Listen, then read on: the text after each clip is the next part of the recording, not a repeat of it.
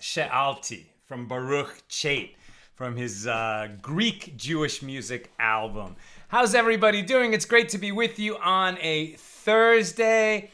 It is my birthday. I'm giving out blessings. Let's just start by blessing everybody who is learning with us right now and who'll be learning later. May you be blessed with life, Torah, joy, meaning, and prosperity to 120. And we say Amen. All right, let me just refresh my screen so it's all in front of me here. Give me a moment. Okay. Welcome, everybody. And before I forget, let's light up the darkness. All right, so before I call it out, let's make a l'chaim. I'm making a l'chaim today. My brother sent me this lovely Blanton's bourbon, which is really like manna in the desert. You can't find that in LA. Very tough to get the Blantons. I'm so happy to have it. So I'm dedicating today's learning to my brother and his family, to David ben Avinoam. My brother, may you and your whole mishpacha be showered in blessings. Thank you for sending me Blantons on my birthday. And here's to everybody in our community. L'chaim. Baruch atah Adonai Eloheinu melech haolam, shakol nihi b'divrot. Blessed are you, Lord of God, ruler of the universe, by whose word everything comes into being.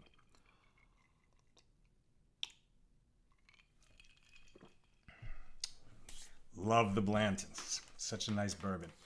All right. L'chaim, my friends. Welcome back from Sharon Brooks in Lebanon, New Jersey, James in Annapolis, Patrice in Utah, Alex in Pennsylvania, Stephen in New Hampshire, Bill in mid-Missouri, Paula in Chicago, Theodore in Boston, Renee in Indiana, Lucy in Minneapolis, Melissa in Great and Michelle in Washington, Theodore says shalom, Eve says shalom, Eve's in Ontario, California, Alex in Pennsylvania, Renee wishing me a happy birthday. Thank you, Renee. Yom Holedet Samech. I would say that in Hebrew. Michelle says happy birthday. Diana says happy birthday. Stephen says amen, amen, amen. All these beautiful amens. May we all be blessed to have simchas, only simchas, all the days of our lives. Joy, only joyful events. Welcome, Lynn in North Texas. Aoife in Florida. Great to be with you, my friends. Okay. So I was away, not for my birthday. Nina and I were away for our 20th anniversary. So it's a confluence of events this year. But we're going to do the highlights of 4 pages tonight. Pages 98, 99, 100, and 101. We're going to complete, with God's help, chapter 11 and move into chapter 12. We picked this up at chapter 11, Mishnah number 2. toward the bottom of this page, right before page 98 begins. But this Mishnah concerns what happens to a woman who converts to Judaism, and she has sons, and the outcomes of whether they converted along with her while she was pregnant, were they both conceived in sanctity and were born into the world in sanctity, or perhaps they were not conceived in sanctity. They were conceived before the woman converted, and with the man not a Jew. And then by the time they were born, she had converted. These will have different outcomes. So we picked this up near the bottom of 97b. Come in here, two twin brothers who are converts, and similarly, twin brothers who are freed slaves. If one of them dies, you do not perform chalitza for each other's wives, and they do not perform yibum with them. And if they engage in intercourse with them, they are not liable to receive charis for engaging in intercourse with a brother's wife. Why? Because even though they were born brothers, then they converted to Judaism. And when you become a Jew, it's like your familial relationships from before are no longer your relationships. You're considered the son or daughter of Abraham and Sarah. And you're no longer related with the same kind of legal relationships to your parents and your siblings that you had before you converted. And that has, impact in the law of Yibum, as we can see. If they were not conceived in sanctity and only their birth was in sanctity, they do not perform chalitza or yibum, but they are liable for engaging in intercourse with a brother's wife. If they were conceived and born in sanctity, they are like Jews from birth in all these matters.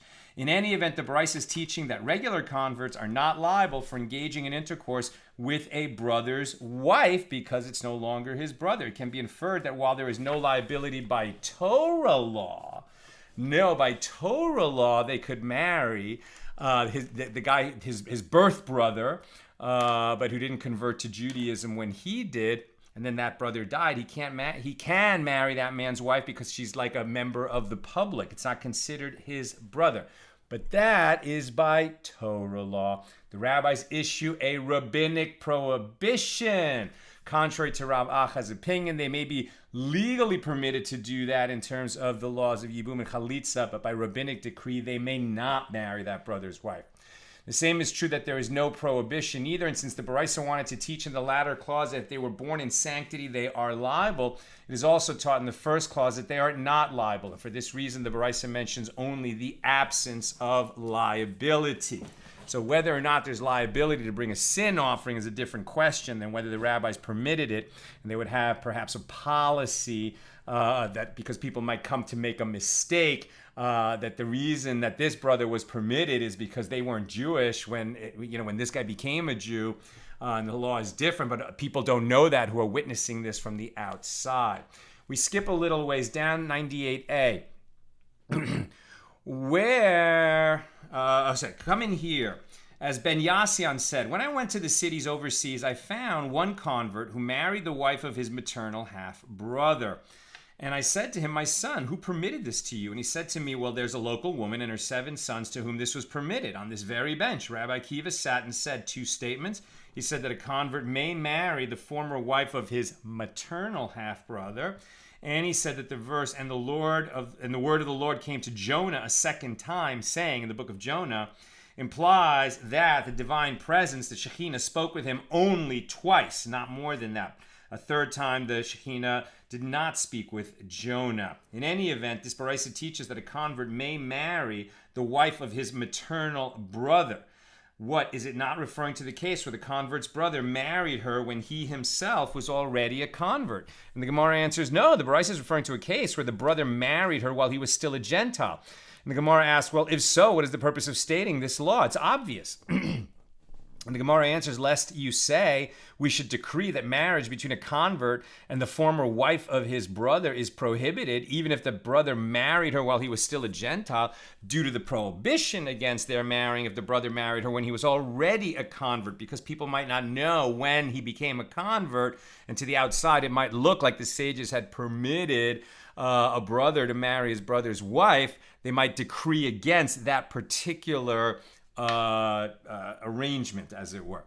And is that convert who cited Rabbi Akiva a reliable witness, despite the fact that the ruling affects him personally? He said Rabbi Akiva ruled this way, but he benefits from that ruling. Maybe he's lying. Didn't Rabbi Abbas say that Rav Huna said that Rav said with regard to any Torah scholar who teaches a ruling of law in a certain case, and it comes to be, if he said it before the incident, one listens to him. But if not, if the ruling followed the incident, one does not listen to him. And the Gemara answers, well, there's different ways that you can understand why this man's relating of this teaching was reliable. If you wish, say that the convert taught the ruling, and only afterward it came to be that he himself married a sister-in-law. And if you wish, say that he is reliable because he supported his ruling by stating that there was a practical case involving a woman and her 7 sons, which is verifiable, in which Rabbi Akiva ruled that this kind of marriage is permitted. And if you wish, say that here it is different, as the convert also stated a different incident with it. And since he recited an unrelated teaching that we know is Rabbi Akiva's in the same testimony, that's reason to consider him more reliable. Skipping forward, 98b, we go to Mishnah number 3 of chapter 11. With 5 women whose offspring were mixed. What does this mean? I.e., their lineage became indeterminate and they had other sons as well who were not mixed. Right? So in other words, something happened where people were on the run, hiding out in a cave. I mean, they had children and then the parents were taken away. The children were mixed up and being cared for by somebody who didn't know who their parents were. And then later they got the kids back, but they're not sure whose kid is who. The offspring got mixed up. So in that situation, if the women have some sons who they know are their sons and others who they're not sure whose son it is, just mixed from this group. So their lineage became indeterminate, and they had other sons as well who were not mixed. And the mixed sons grew up and married women, and subsequently they died. Then the 4 sons who were not mixed, each one from a different mother, must perform chalitzah with one of the widows, as she might be the sister-in-law of any of them. And one son of the mother whose sons did not perform chalitza may perform levirate marriage with her instead of chalitza, even if she is not his sister-in-law. Once she has received chalitza from the others, she may marry any man. Subsequently, he and 3 of the 4 sons must perform chalitza with one of the remaining widows, and the other one may perform levirate marriage. And when this process has been completed for all the widows, 4 chalitzas and 1 yibum are found altogether for each and every widow. Right, so you've got 5 women. All right, there's 5 women. They all had children, but the sons got mixed up, and you're not sure whose son is who. And then they had another son. All of them. So each of them had 2 sons. The first son, nobody knows which one is, which son is which mother's. And then all the women had a second son, and you know which mother belongs with which son. And then the first sons all got married and died, and so who's going to perform chalitza with who? You're not sure whose brother is your brother. Right? You have a 1 in 5 chance against all those other boys that died that he's your brother. So so it's unlikely that if you perform yibum that it was a legal yibum, and more likely you're sleeping with you're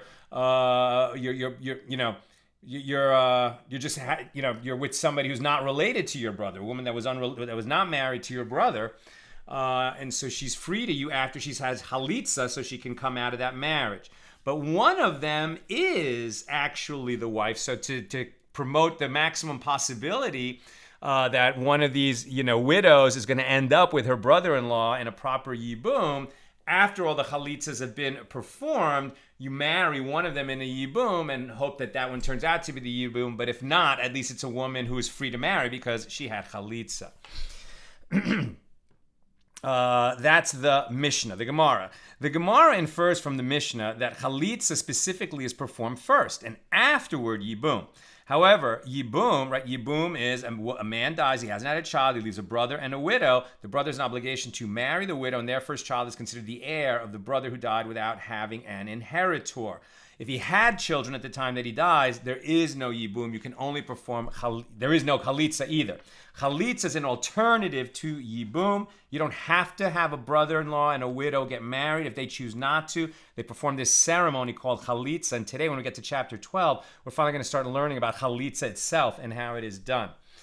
So the Gemara infers from the Mishnah that the chalitza specifically is performed first, afterward the yibum. However, yibum may not be performed first, as that would breach the prohibition against a Yevama, the brother-in-law, engaging in intercourse with a member of the public if she is not his sister-in-law. You have to have a chalitza to release everybody. If he hasn't had a chalitza, if she hasn't had a chalitza, and she's marrying somebody who doesn't turn out to be her brother-in-law, then it's licentious intercourse when she's not free. And the Gemara asks, what is the reason for the Mishnah's ruling that the son who performed Yibum and 3 of the 4 others must perform Chalitza with 1 of the remaining widows, and the remaining son may perform Yibum? Why can't the same son who performed Yibum with the first widow be the one to perform Yibum with the other widows too, as after the other 4 sons perform Chalitza? And the Gemara answers, do not say that one of the brothers may perform Yibum with all of them. Rather, each of them should perform Yibum with 1, as perhaps one will happen upon his own sister-in-law. Whereas if one performs levirate marriage with all of them, the others will not have a chance to perform the mitzvah. You know that one of them will end up with her brother-in-law, but all the other ones don't even have a chance to perform that mitzvah. We skip forward to 99a. So it is taught in a baraisa that Rabbi Meir would say, a man and a woman can sometimes bear children of 5 nations. And by 5 nations, here they mean 5 different birth statuses. What does this mean?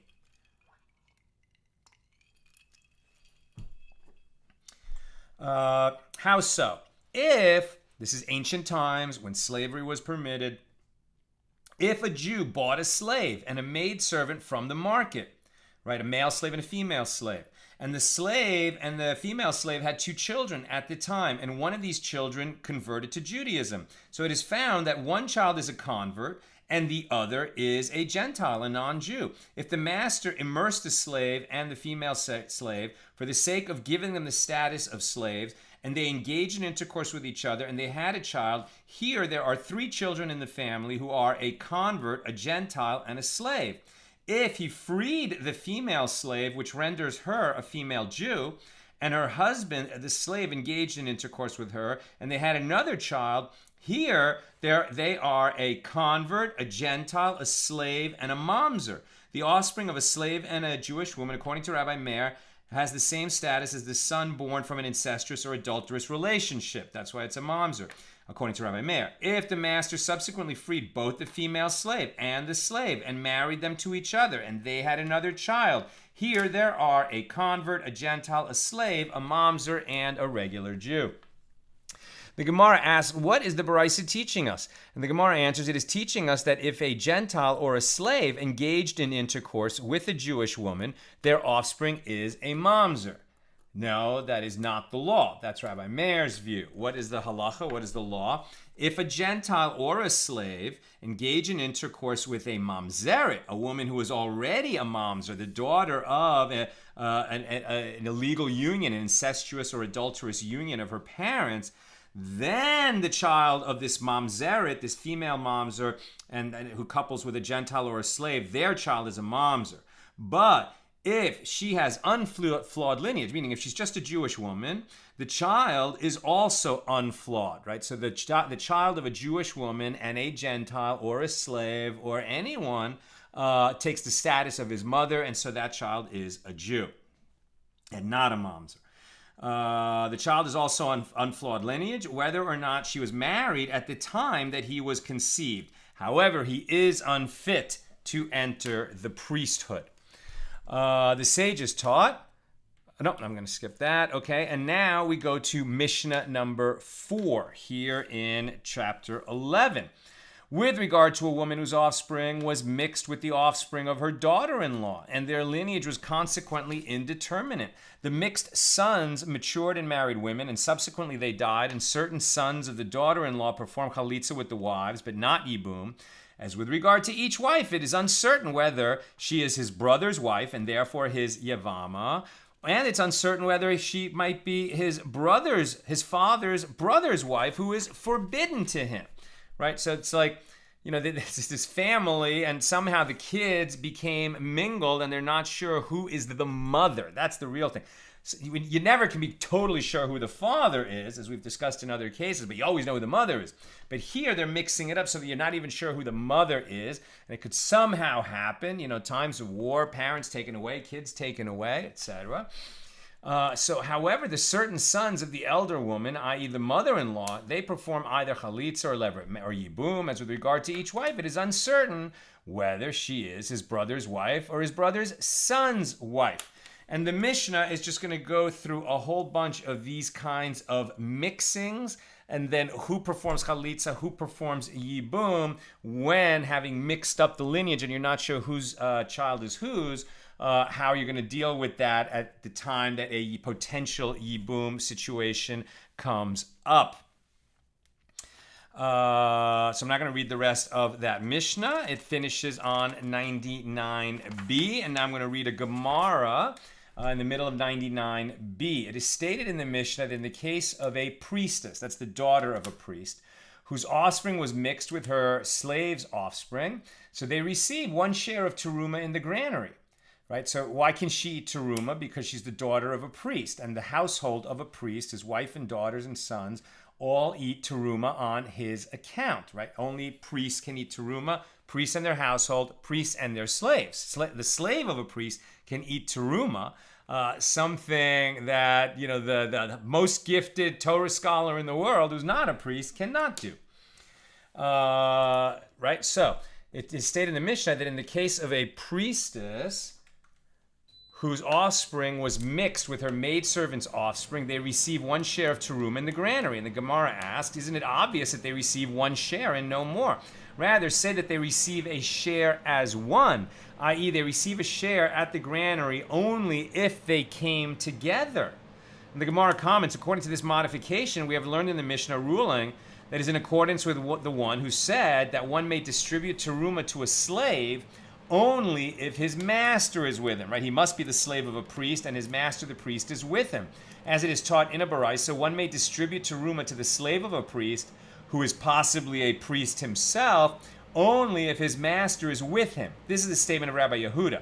Rabbi Yosei says that the teruma is distributed to him alone, even to the slave alone, even without the accompaniment of his master, as the slave can say, if I am a priest, give me teruma due to my own priesthood. And if I'm the slave of a priest, give me due to my master. Why would you prevent me from coming if it's possible that I'm a slave myself, that I'm a Kohen myself, even if I'm in a state of slavery? And the Gemara explains the background behind this dispute. In Rabbi Yehuda's location, they would elevate a person to the presumptive status of priesthood for the purpose of lineage on the basis of his having received teruma. If they see a person receive teruma, they know that it's safe to assume that he's a priest, and they treat him as such. And if they saw a person receive teruma, they would assume that he is a priest and testify to that effect. Therefore, teruma was not distributed to someone who might be a slave unless he was accompanied by his master, lest the slave be assumed to be a priest himself. Conversely, in Rabbi Yosei's location, they would not elevate a person to the presumptive status of priestly lineage on the basis of his having received teruma. They would only do so after having done other kinds of investigation. Therefore, he was allowed to receive teruma independently. Skipping forward on page 100a. The sages taught one may not distribute teruma to a slave or a woman if they are in the granary, right? The plate. So, in other words, when we give teruma, when the temple is standing and the farmers in Israel are collecting their produce and they're giving the first 2%, setting aside as teruma and giving it to the priests. So usually they would try to know a priest personally and hand that tax, as it were, that tribute to the priest that is necessary. The teruma must go to the Kohanim so that the rest of the tithing process can continue, and then so finally the produce can become tithed produce, and then it can be eaten. Until then it can't. So the teruma needs to be given to a priest. Well, what if you don't know any priests? What if there's no priests in your neighborhood? So then you can go to a granary where they collect the grain on behalf of the priests and distribute it to priests, acting as a middleman for the priests. At the granary, and we've seen this before, they make some rules because they don't want people loitering in mixed company, as it were. The sages taught one may not distribute teruma to a slave or a woman if they are in the granary. And in a location where people do distribute it to them, the woman is given first and released immediately. And the Gemara asks, what is this saying? If one may not distribute teruma to them, how can there be a place where it is distributed? And the Gemara explains that this statement is not referring to teruma. This is what it is saying. In a case where the poor man's tithe is distributed to the poor from the owner's house, the woman is given teruma first. What is the reason? She's given the tithe first because it is demeaning for a woman to have to wait in the company of men for a lengthy period of time.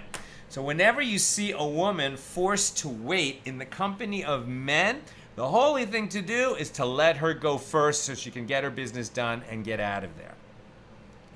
Rava said, initially, when a man and a woman would come for judgment before me, each for a different case, I would resolve the man's quarrel first. I would say to myself that since he is obligated in many positive mitzvahs, I should not waste his time by causing him to wait. Whereas women don't have so many positive commandments that they have to fulfill every day. They don't have to go for an hour to shul in the morning and half an hour in the evening. They don't have to put on tefillin every day, etc. They're not obligated in all the different kinds of Torah learning that a man might be obligated in that women aren't obligated in.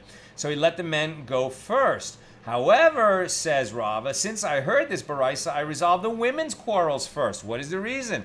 I resolved her quarrels first because it is demeaning for her to be waiting in the company of men. And I'd rather do her the holy service of getting her done first so that she can leave and not have to wait in this mixed company. Mishnah number 5, which is the final Mishnah of chapter 11. Mishnah number 5, with regard to a woman who did not wait 3 months after separating from her husband, and she remarried and gave birth to a son, and it is not known if he was born after 9 months of pregnancy to the former husband or if he was born after 7 months to the latter husband. That's why when a woman's husband dies, and this came up in a yibum situation, that she should wait at least 3 months before marrying her brother-in-law, and she should wait 3 months coming out of any marriage before getting married again, because we want to know whose son or daughter that child is, right? So by waiting at least 3 months, you'll make sure that there's no question, right? So that it would ultimately be born only, after 10 months. It would have had to be 10 months after her former husband died, if you wait the proper amount of time. So, but a woman who did not do this, she did not wait 3 months, and so it is not known, is the baby that's born, the 7-month baby of her new husband or the 9-month baby of her former husband, or if he was born after 7 months to the latter husband, if she had sons of certain patrilineage from the first husband and the sons of certain patrilineage from the second one, and the son of the uncertain patrilineage married and died childless, then the brothers from both husbands must perform chalitza with his wife, as they might be his paternal brothers. But they may not perform yibum with her, in case he is only their maternal half-brother and his wife is forbidden to them. And similarly, with regard to him and their wives, if one of them dies childless, he performs chalitza and not yibum. If he had half-brothers from the first husband and half-brothers from the second, right? And so they go through all these different cases where before the father and even the mother's identity were uncertain because the kids were mixed up. Here, the mix-up is because the woman waited too soon after coming out of a marriage, and we can't be sure whether the son that's born is her second husband's son or her first husband's son. And then she has other sons, related to the first son, or she has other sons who would be related to the second son, and you're not sure if it's the second son or not. So sometimes they perform chalitza, sometimes a yibum is going to be permitted, and they trace out all those cases in that rather lengthy Mishnah. But then they go to an interesting place. If one of his two uncertain fathers was an Israelite and one was a priest, he may marry only a woman fit to marry a priest, right? If one of the fathers was a priest and the other one wasn't. So we're not sure if he's a priest or not and what implications that is going to have.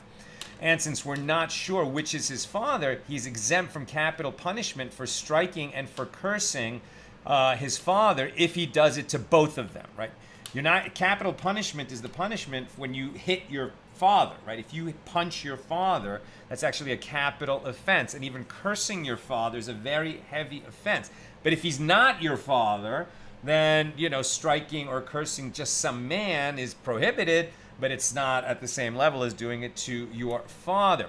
So if you do it to both men, then you've done it to your father, and at that point, maybe you're liable for capital punishment. He's exempt from capital punishment for striking and for cursing both this father and that one. Although one who strikes or curses his father or mother is liable to receive the death penalty, he cannot be held liable, as it is unknown which of the men is his father. He must ascend to the temple service with the priestly watch of this father and that one. However, he does not receive a share of the portion of the offerings that get eaten, as the members of each watch can claim, right? Which priestly family is he a part of? Maybe both of the fathers were priests. Both of the possible fathers were priests, but which priestly watch is he going to join that dictates his calendar of when he serves in the temple during the year? That's the Mishnah. The Gemara, the Mishnah stated that if the son has paternal half-brothers from each of his two uncertain fathers, and he dies childless, a half-brother from one father performs chalitza and the other performs yibum. And the Gemara comments that the chalitza specifically performed first and only afterward yibum. However, yibum is not performed first, as that would breach the prohibition against a yevama engaging in intercourse with a member of the public. Shmuel said that if 10 priests were standing in one place, and one of them, who was unidentified, left the group and engaged in intercourse with a woman, and she gave birth, so then the child is a silenced one. We know that his father was one of these 10 priests, but we don't know which. And this is called, the child is a silenced one. And the Gemara asks, what is the meaning of the phrase silenced one, shituki? If we say that he is silenced from any claim to his father's property, this is obvious. Do we know who his father is? Rather, it means that he is silenced from the status of priesthood as well. Although his father certainly is a priest, he is not given this status. What is the law on this? If an unidentified priest engaged in intercourse with a woman and she gave birth to a son, the son is certainly a priest, and he therefore is liable to receive lashes if he becomes ritually impure with impurity imparted by a corpse, or if he marries a divorcee. However, the sages decreed that since he was conceived from licentious intercourse and his father's identity is unknown, he may not serve in the temple or eat teruma. Right, so by Torah law, he would be permitted to do those things because he certainly is a priest. But by rabbinic law, because he was conceived in a licentious manner where the mother doesn't know who his father is, he is prohibited to serve as a priest or eat teruma. And the Gemara asks, what is the reason for this? And the Gemara answers that the verse states, and it shall be to him and to his seed after him the covenant of an everlasting priesthood. Numbers 25:13. And it is derived from, and to his seed after him, that we require a priest's descendants to be attributed to his lineage. And here that is not the case, as there is no certain father. And Rav Papa strongly objects to this. However, if that is so, since the same phrase is written with regard to Abraham, to be a God to you and to your seed after you, what is the merciful one warning him there? Can it possibly mean that one who cannot identify his parents is not obligated to serve God as a Jew? And the Gemara answers that this is what God said to to Abraham. You may not marry a Gentile woman or a maidservant, so that the status of your offspring will not follow her status, as the child of a Jewish man and a Gentile woman or maidservant receives the status of his mother and is therefore a non-Jew.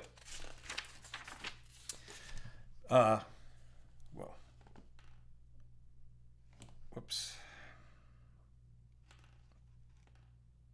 Second. Sorry about that. Okay. Checking time. All right, we're on page 101a. It is stated in the Mishnah that if both uncertain fathers were priests, the son is exempt from punishment for striking and for cursing them. And the sages taught if he struck this uncertain father and then struck that one, or if he cursed this one and then cursed that one, or if he cursed both of them simultaneously or struck both of them simultaneously. So in all these cases, he is liable to receive capital punishment, as one of them is certainly his father. And by striking both, he ensures that he struck his father, capital penalty offense.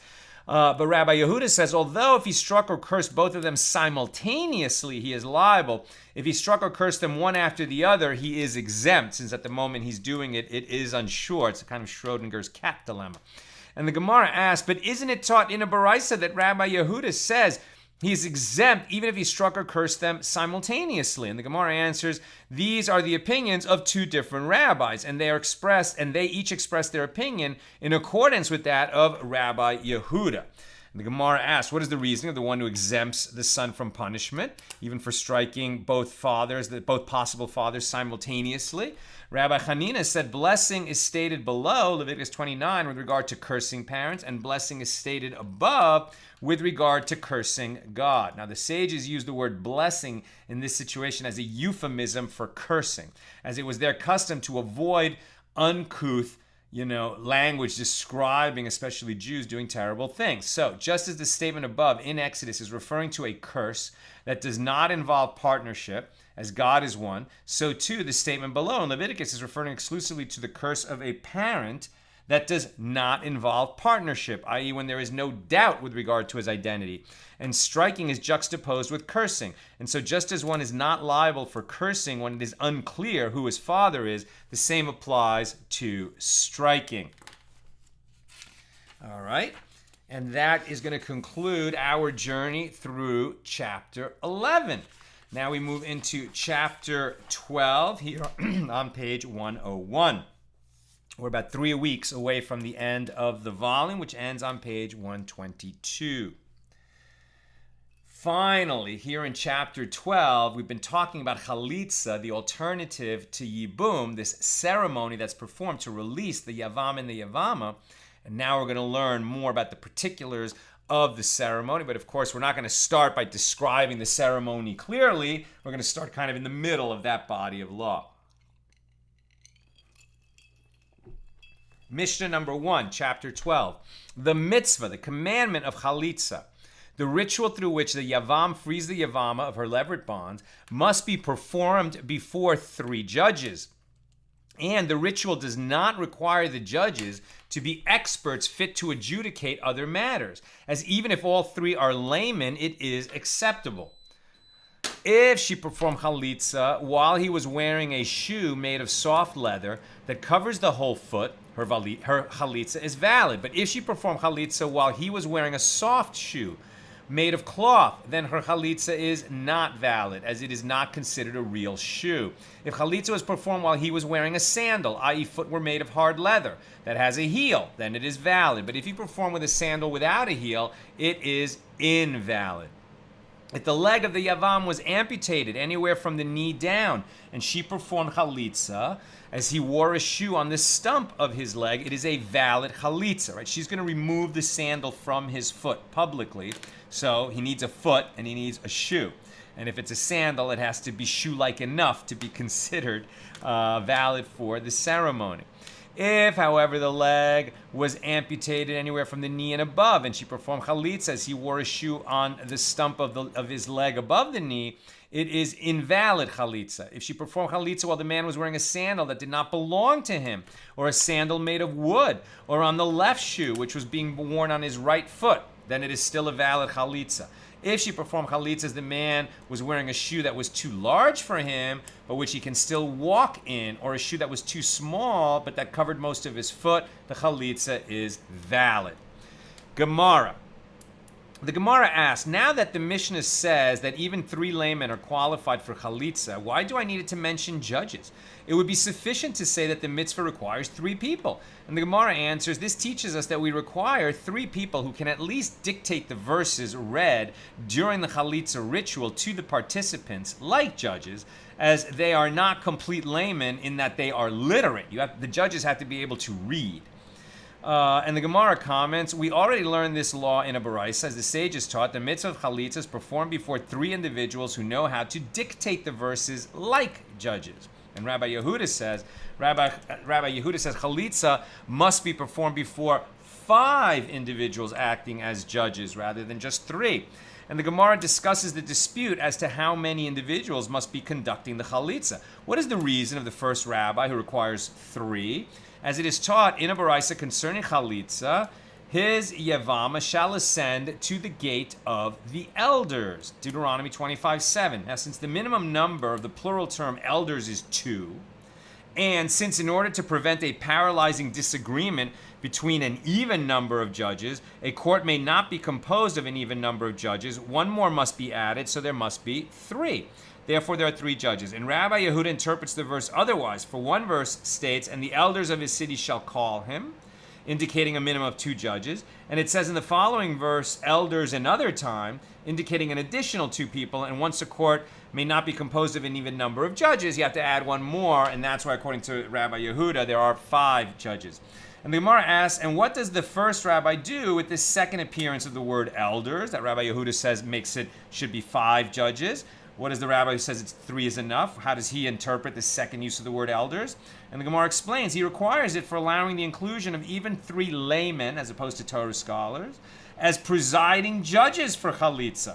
The word elders would seem to limit chalitza to recognized judges, but since it is mentioned twice, it becomes an instance of the hermeneutic principle that one restrictive expression appearing after another restrictive expression comes to include some additional law. Therefore, repeating the restrictive term elders twice actually comes to include laymen rather than exclude them. I'm almost done, so if you've got questions or comments, get them in. And the Gemara asks, from where does Rabbi Yehuda derive the law that chalitza can be done in the presence of laymen? The Gemara answers, he derives it from that which is written, Deuteronomy 25, verse 9, before the eyes of the elders.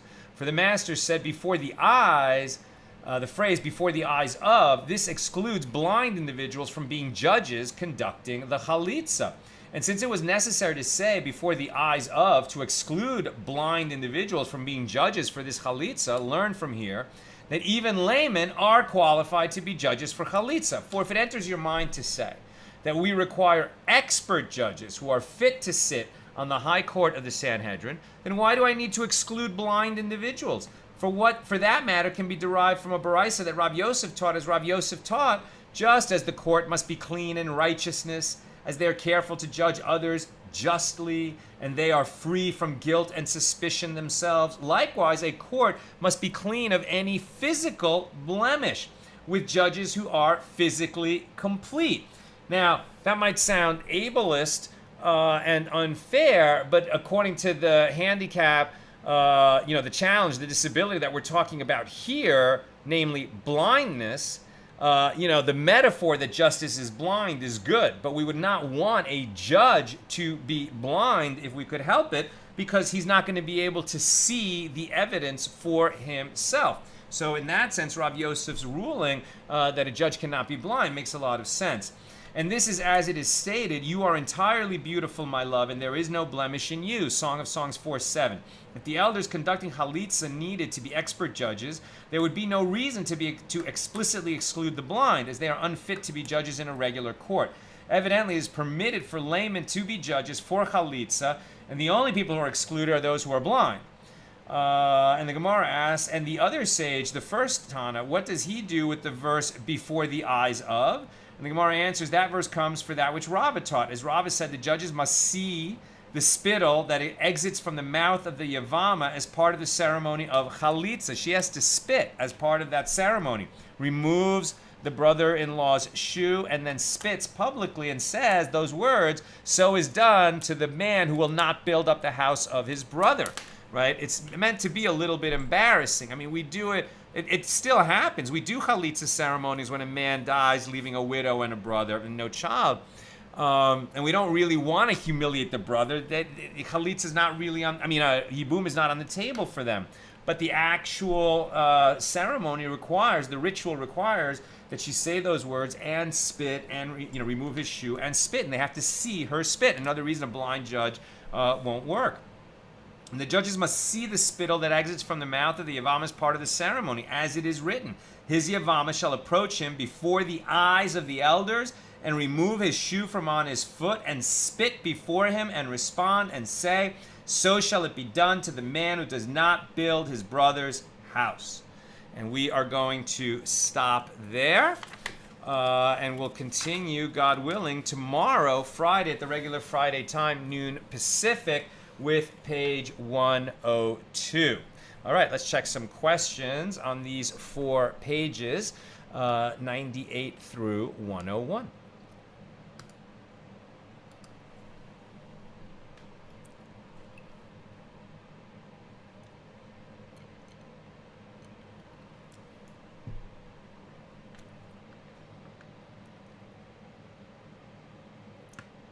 Okay, so Sharon is asking me, I have friends who converted but say Kaddish for their parents when they pass. Is this improper?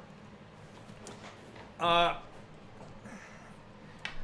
mean, it's not obligated, right? So they're not performing a mitzvah by doing that. Often in the culture, in secular Jewish culture, we talk about a mitzvah like it's a good deed, but that's not really what a mitzvah is. It's a righteous deed, and it's righteous because we're doing something that God commanded us to do. And a person is not commanded, not obligated to say Kaddish for a parent from before their conversion, because that's considered not their parent by Jewish law. So, is it improper? I mean, obviously it's an emotional thing that these people are doing. They care, they love their parents. I'm sure their parents did so much for them, and they want to express their love and gratitude to their parents through the tradition. But look, I'm not a rabbi, and this would be a question for a rabbi, and I think you're probably going to get a different answer from a conservative rabbi and an Orthodox rabbi. The Orthodox rabbi is going to be telling you the law, right? The law as it is. And I think the halacha is that you probably don't do that because it can create an improper appearance. But I am not an Orthodox rabbi. I'm not a rabbi at all. And so that is a guess, and I'm not sure. And that definitely is a question that you would want to ask your own rabbi. Bill, so just to clarify, even though they were brothers biologically, and they are both, after the conversion, Ben Avraham, they are not brothers legally, despite being at least notionally brothers, having been recognized as having the same father, Abraham, and mother Sarah. I am, of course, being somewhat cheeky here. Doubtless Shammai would be after me with the builder's cubit for that question. Right. So the fact that once they convert, they're newborns, right? So the fact that they were brothers before, no. The only way that chalitza and yibum is going to work for these guys is if they were both conceived in sanctity and born in sanctity, in which case they're like any other Jews. But once, even one of them was conceived before the mother's conversion, then chalitza is not going to apply. Chalitza might, yibum won't. You might do a kind of cover your bases, chalitza, but not yibum. And we can get more details of that from the pages, in particular, mostly from the paragraphs we skipped today. But this is definitely, this whole area, like any time any kind of a question comes up in marriage, in circumcision, how do we do, what do we do, can we do, you got to talk to a rabbi. You got to have a rav. That's why in Pirkei Avos, one of the most important teachings there is find a rav. have a rav. Make for yourself a rav. You have to have a friend too, a chaver, but first you have to have a rav, a rabbi whom you can ask questions, because there's so much nuance in these situations. Sharon, is the only reason for the Yevama to wait to determine if she really is a Yevama. The child would be attributed to her dead husband regardless, so the only serious sin is the prohibited marriage. Do I understand this correctly? Well, if she only waited 2 months from the death of her husband and then she married again and then had a child 7 months later, so we wouldn't know. We would not necessarily attribute that to her previous husband. We would have to, we're going to have other issues that, if it was the first husband's son, then the second marriage definitely has to break up, right? Because she was not permitted to her brother-in-law if the father left a child. And we saw some of those if the first husband left a child. But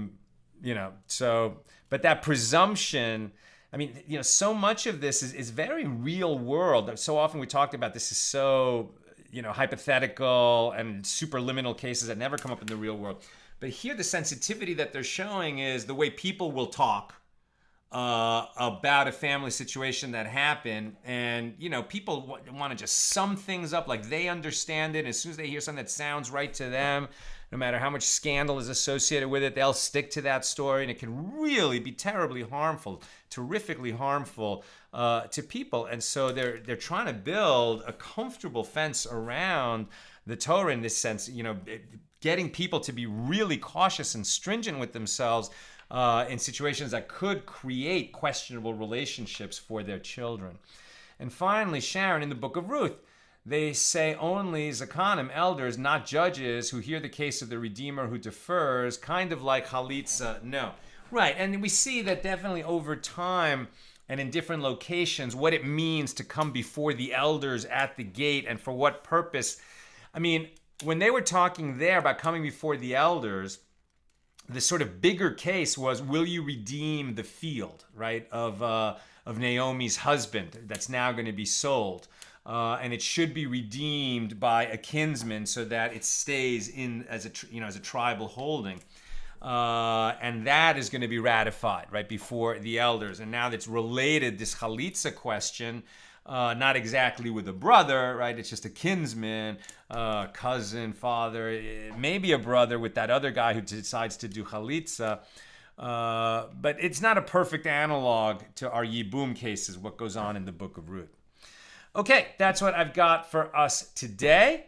And with God's help, we'll be together again tomorrow for the next page. And I mentioned at the top, today's my birthday. And if you weren't here, I bless you, my holy sisters and brothers, that you should enjoy life, Torah, joy, meaning, and prosperity to 120.